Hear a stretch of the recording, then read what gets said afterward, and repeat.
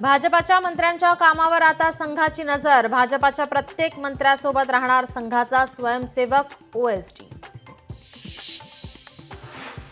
खंडणी प्रकरणातील वाल्मिक कराडचा जामीन अर्ज बिनशर्त मागे।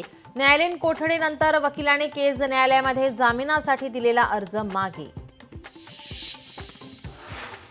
मुख्यमंत्री फडणवीसांची आज संध्याकाळी 7 वाजता दावोसमधून पत्रकार परिषद।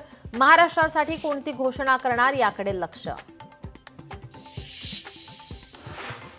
भाजपाने शिवसेनेच्या नावाने चिनी माल बाजारात आणलाय। बाळासाहेबांना ढोंगी लोक आवडत नव्हते। संजय राऊतांचा शिंदेंवर घणाघात। बाळासाहेब ठाकरे यांच्या जयंतीनिमित्त आज शिवसेनेचे 2 मेळावे। ठाकरेंच्या शिवसेनेचा अंधेरीत तर शिंदेच्या शिवसेनेचा बीकेसी मैदानावर मेळावा। कोण गाजवणार मैदान याकडे लक्ष।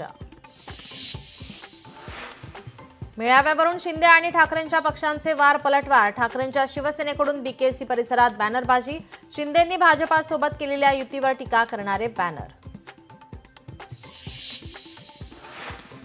म्हाडाच्या झोपडपट्टी सुधार मंडळाचा भ्रष्टाचार समोर। 10 वर्ष निविदा काढून 38 कोटी रुपयांवर डल्ला। विक्रोळी आणि अंधेरीच्या महाकाली गुफा परिसरातील घोटाळा। सैफ अली खानवर हल्ला करणाऱ्याला आज कोर्टात करणार हजर। आरोपीची 5 दिवसांची पोलीस कोठडी संपल्याने कोर्टात करणार हजर।